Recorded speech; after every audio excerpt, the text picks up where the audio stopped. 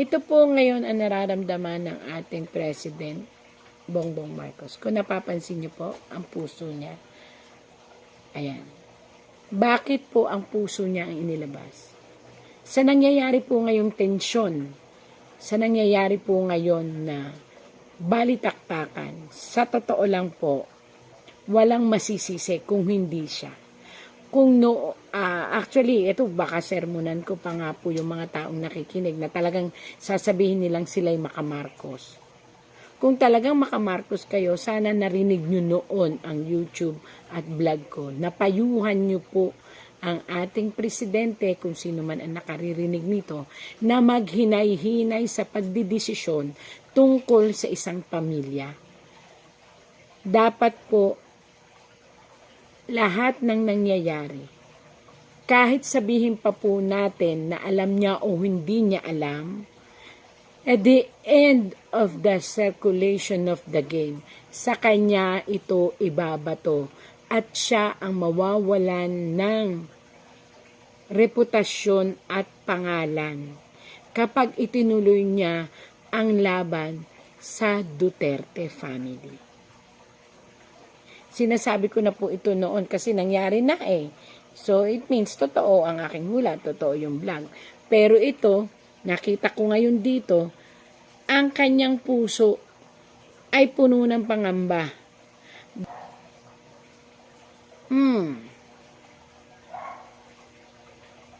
Hindi ko alam, again po nagbabasa lang ako ng tarot. Hindi ko alam kung sino itong lalaking ito na sobra niyang pinoproteksyonan.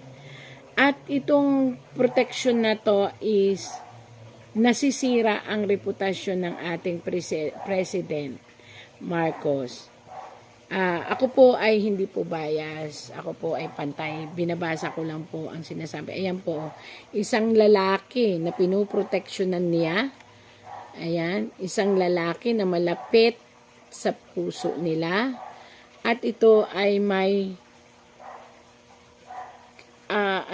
parang matatanggap, may tinatanggap itong kayamanan or pera or what na ibibigay ng, siguro parang mayroon silang hinahabol na pera or batas na para talaga sa kanila. Kaya ayan may cup siyang hawak, tapos may isda. Ibig sabihin, matagal na itong kayamanan o pera o anuman mahalaga na kaya nasa cup, gold pa yung cup, ibig sabihin malaking halaga ito na yon ay mapapasa kamay ng lalaking yon pagkatapos may usaping agreement. Hindi ko alam kung ano ito. Ayan po. Yan ang pinoproteksyonan. At sa pagproteksyon niya po dito, hindi ko alam kung sino itong lalaking ito, ay maaari pong masira ang reputasyon niya bilang isang presidente. Hindi ko po alam.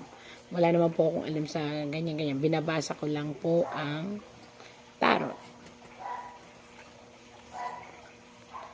Isang revelasyon ng inyong tarot na parang ngayon lang kayo nagigising na may 1, 2, 3, 4, 5, 6, 7 tao po ang parang bubuyog na bulong ng bulong sa inyong tenga ang sinunod ninyo. At kung sino man po ito, na 7 taong ito, kung naririnig nyo man po ako, aming presidente, sana po ay hihinto nyo na po ang pakikinig dito sa 7 taong malalaking ito na bubuyog. 7, 1, 2, 3, 4, 5, 6, 7. 7 po siya. 1, 2, 3, 4, 5, 6, 7. 7 talaga. 7 siya na tao, pero ang isa, hawak mo. Ibig sabihin, nasa paligid mo lang at babae ito. Sana po lahat ng bulong-bulungan, lahat ng mga request, lahat ng mga pinag-uusapan ay pag-isipang mabuti. Kasi po, nakita po dito na kaya kayo nakabikaka, ayan, kaya po kayo nakahawak ng ganyan. Ang ibig sabihin po nito ay failure, ang kalalabasan ng kung ano man pong pag-uusap na iyon.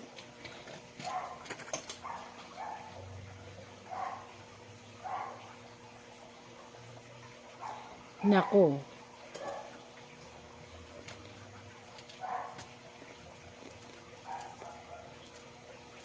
Ang sitwasyong ito ngayon na inyong kinakaharap po ay kinakailangan yung pagkaingatan, Kumuha kayo ng magaling na advisor na tuturuan kayo ng tama. Kasi po, may isang malaki pong pagsubok na darating sa inyong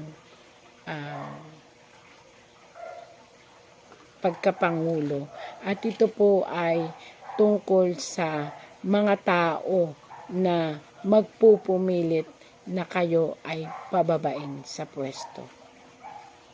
Sinabi ko na po yung totoong nakita ko po. Wala po akong ayan po, mga tao na pinamumunuan ng unexpected na tao na babaliktad sa iyo. May tao pong babaliktad sa inyo na yun din ang magkakanulo siguro para linisin ang sarili niya. Dahil nga may ipit kayo sa kaguluhan, yun po ang lumabas sa tarot. At dahil doon,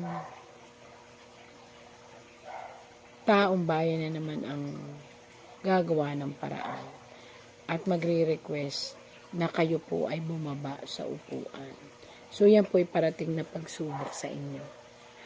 Para po hindi na mangyari yan, ang clue, pag-isipang mabuti.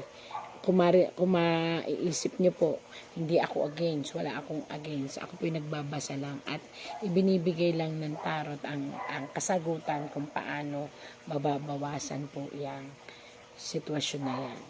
Ibig sabihin, pag-isipang mabuti lahat ng desisyon. Hanggat maaari, parang pagkain ho yan eh. Hanggat maaari, ikaw ay umiwas sa sobrang anghang. Napasok ka na nung una, wag mo nang ulit piliting hawakan. So yung mga hindi po ako nakikialam, nagbibigay lang po ako ng payo. Yung mga kasamang mga nagsasalita sa inyo na, ganito, ituloy ito, o ituloy nyo ang impeachment, o ito naman, request for impeachment. Tandaan nyo po, napaso na kayo sa ama. Huwag nyo nang hayaang mapaso ulit kayo sa anak. Pag-aralang mabuti. Again and again po. Pag nagkamali po kayo ng desisyon, Mr. President, pagbagsak po ito ng political career, ng pamilya. Ito po yung naitarot ko na rin po dati kay Ma'am Amy Marcos, na mahihirapan. Kung napansin nyo dati, ang taas ng rating niya, tapos pumasok siya nitong huli. Tapos inendorso pa po ng ating Ma'am Sara Duterte. So, ibig sabihin po noon, nanganganib na mawalan ng, hindi naman po lahat kasi, yun sinasabi ko, hindi naman po lahat ng tao ay nagagalit. Pero, karamihan po ng tao nag-iisip na masyado na pong personal, nawawala na po yung batas. So, dun po nakakatakot. Baka biglang, yun din po ang magbigay ng trigger para ang mga tao ay mag-aklas. Kaya sana po pag-isipang mabuti. Pag-isipang mabuti po, kasi ako para sa ikabubuti ng lahat.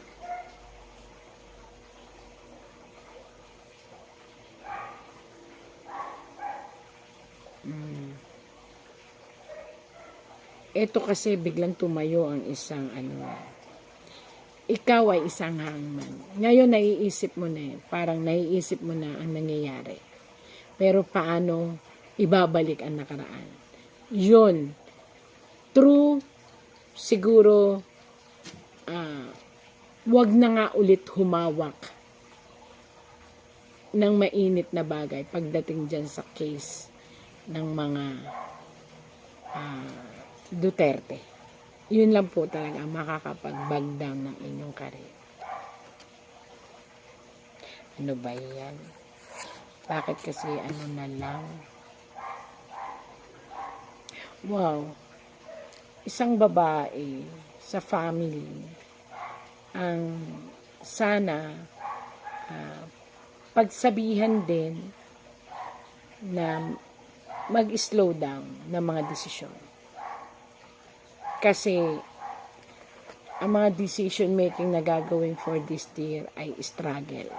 So, ibig sabihin, kung ano man ang desisyon at ano man ang mangyayaring gawain ninyo, kayo po ay mapupunta sa isang negative position of life.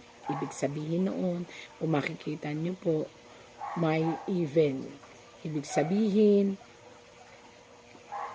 lahat ng desisyon na gagawain ninyo na hindi talaga pag-iisipan at lalo na't mapapansin ng taong bayan ay pagbagsak po ng political career ninyo. Ayan po.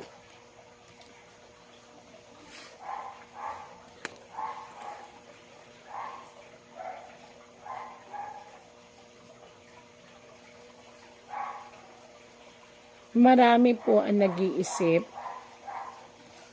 na ito po na magsama-sama para po lumapit sa inyo at hilingin na ihinto na ang anumang bagay tungkol sa kaguluhan na kinasasangkutan ng tungkol sa ICC po.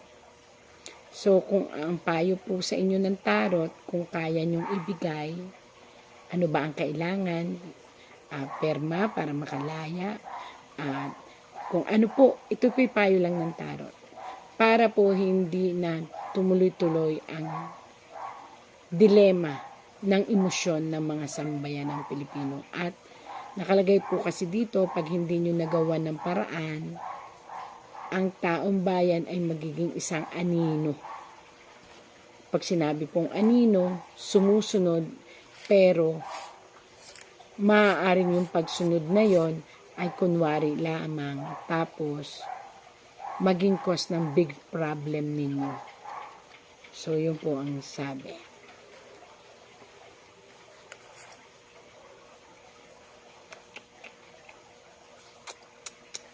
Kalungkutan.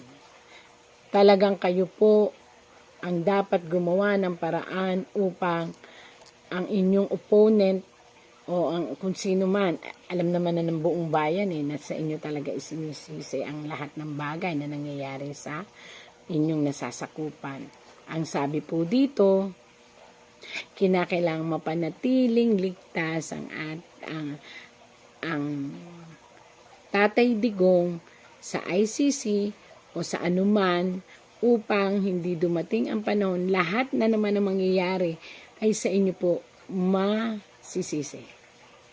So, ang linaw po sabi ng tarot, kailangan maging safe si Tatay Digong o ang mga family Duterte kasi lahat po ng mangyayari ay sa inyo isisisi ng taong bayan. Sinusubaybayan po kasi ng taong bayan yan po. Kaya nakatalikod kayo, may hawak na pat-pat o kahoy kasi ibig sabihin, watch out ang mga tao sa bawat galaw at kilos nyo.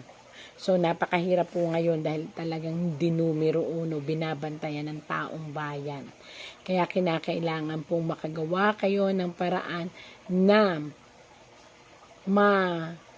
mailabas ang hinihiling ng taong bayan. Ayan. At maging ligtas.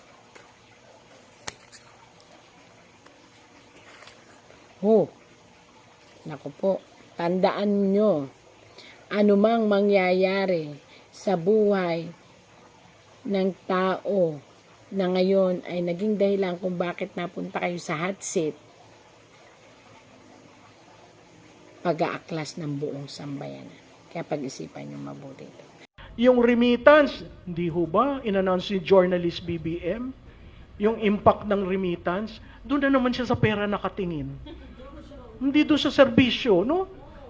Tapos may dumating na Claim nila na sila daw ang nagparating nitong repatriation. Hello, UAE ho yun. Yun ang hari ng UAE ang nagsabi, sige, libre kayo sa sasakyan kung gusto nyong umuwi sa Pilipinas. Nakipag-usap ba sa presidente? Huh? Pupunta siya ngayon sa March 8, pupunta siya sa New York. Magsasalita siya sa Women's Conference. Women's. Kailan ba naging advocacy niya ang kababaihan? Di ba? Sa New York yun. At sabi niya, he will lead the peace process. Hello? Peace process ng US, Israel at Iran? Paano ka magpi-peace process? May 9 EDCA sites ka dito. At kung titingnan nyo ho, ang west side ng Pilipinas, ang West Seaboard, lahat ho yan, may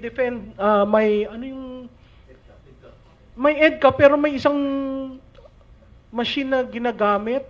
Basta may protect. Kumbaga, front base tayo ng Amerikano. Kung sino ho ang taga Batanes sa inyo, ang ganda-ganda ng Batanes, ngayon, Garrison State. Ang hitsura. Yaan si BBM.